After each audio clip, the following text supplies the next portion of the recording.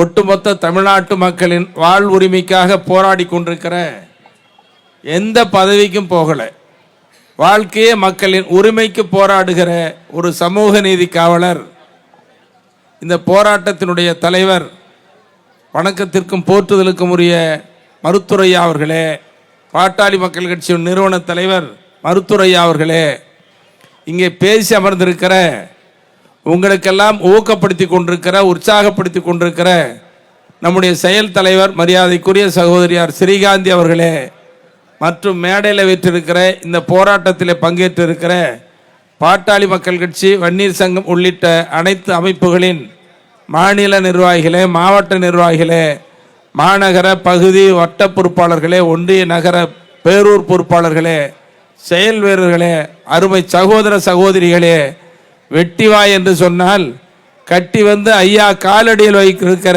வீரமிக்க இளம் சிங்கங்களே, அன்பு சகோதர சகோதரிகளே, இந்த செய்தியை நாட்டுக்கும் உலகுக்கும் சொல்ல இருக்கிற ஊடக நண்பர்களே, அனுமதி கொடுத்து பாதுகாப்பும் கொடுத்து ஒத்துழைப்பு நல்கி இருக்கிற காவல்துறை நண்பர்களே, உயிரினும் மேலான அன்பு பாட்டாளி சொந்தங்களே, உங்கள் அத்தனை பேருக்கு வணக்கம். ரொம்ப வெயில், நீங்களும் ரொம்ப நேரம் காத்துக்கிட்டு இருக்கீங்க, ஐயா பேசி முடிக்கணும். ஆன காரணத்தால் இங்கே சுருக்கமாக நான் பேச கடமைப்பட்டிருக்கிறேன். இந்த போராட்டம் மக்கள் வாழ்வதற்கான உரிமை போராட்டம்.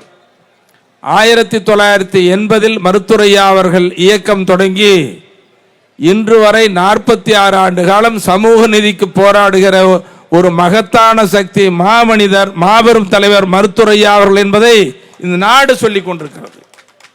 தமிழ்நாடு சொல்லுகிறது, இந்திய நாட்டில் எல்லா தலைவர்களும் சொல்லுகிறார்கள்.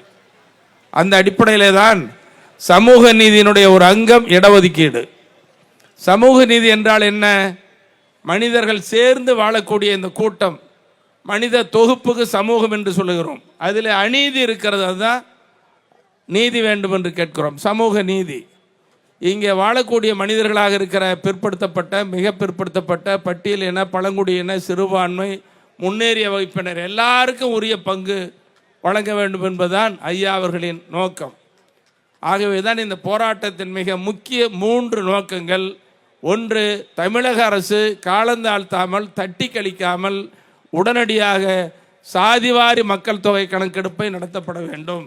இது முதலாவது போராட்டத்தினுடைய நோக்கம். இரண்டாவது, வன்னியர்களுக்கு 10.5 விழுக்காடு இடஒதுக்கீடு சட்டமாக்கப்பட்டு நிறைவேற்றப்படாமல் காலந்தாழ்த்தப்பட்டு வருகிறது.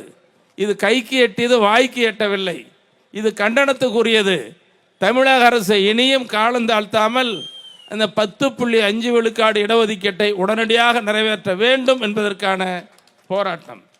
அதே நேரத்தில் இந்த நாட்டில் இருக்கிற ஐயா சொல்லுவாங்க, 324 சாதிகள் என்று சொல்லுவார்கள். ஒவ்வொரு சாதிக்கும் இடஒதுக்கீடு வேண்டும். பிராமணர்லேருந்து நரிக்குறவர் வரையில் எல்லா சமுதாயத்திற்கும் உரிய பங்கீடு பகிர்ந்து வழங்கப்பட வேண்டும் என்பதுதான் ஐயா அவர்களின் நோக்கம். இதை 3ஐயும் வலியுறுத்தி சென்னையில் ஐயா தலைமையில் போராட்டம். இன்றைக்கி பல ஆயிரம் பேர் இங்கே வந்திருக்கிறீங்க. இதே மாதிரி தமிழ்நாடு முழுவதும் போராட்டம். காலையில் சொன்னாங்க, கொஞ்சம் ஒரு அரை மணி நேரம் 3/4 மணி நேரத்துக்கு முன்னாடி சொன்னாங்க, கடலூர் மாவட்டத்தில் 10,000க்கு மேற்பட்டவர்கள் திரண்டிருக்கிறார்கள். தருமபுரி மாவட்டத்தில் 8,000 பேர் திரண்டிருக்கிறார்கள். சேலம் மாவட்டத்தில் 15,000 பேர் திரண்டிருக்கிறார்கள் என்ற செய்தி ஒவ்வொரு மாவட்டத்திலையும் வந்துகிட்டு இருக்குது. அப்போ பார்த்தீங்கன்னா ஐயாவினுடைய வழிகாட்டுதலோடு போராடுகிற இந்த போராட்டம் லட்சக்கணக்கான மக்கள் பங்கேற்றிருக்கிற ஒரு போராட்டம் என்பதை அரசு உணர வேண்டும். இன்னைக்கு ஐயா உட்கார்ந்துக்கிட்டு இன்னைக்கு என்ன போராட்டம் நடத்தினாலும் உட்கார்ந்த இடத்துலே சொன்னால் நடக்கும். நாளைக்கு தேர்தல் வந்தால் இந்த ஆம்புலன்ஸ் வண்டிக்கு வண்டி விடுங்க. அதோட ஐயா தைலாபுரம் தோட்டத்தில் உட்கார்ந்துக்கிட்டு செய்தியாளர்களை சந்தித்து இந்த கூட்டணி தான் வெற்றி பெறும், பாட்டாளி மக்கள் கட்சி இந்த சின்னம், மாம்பழ சின்னம், மற்ற கூட்டணி கட்சிகளோட சின்னத்துக்கு வாக்களியுங்கள் என்று தைலாபுரம் தோட்டத்தில் இருந்து சொன்னால் ஒட்டுமொத்தமாக பெரும்பாலான மக்கள் ஐயா சொல்லை கேட்டு வாக்களிப்பார்கள்.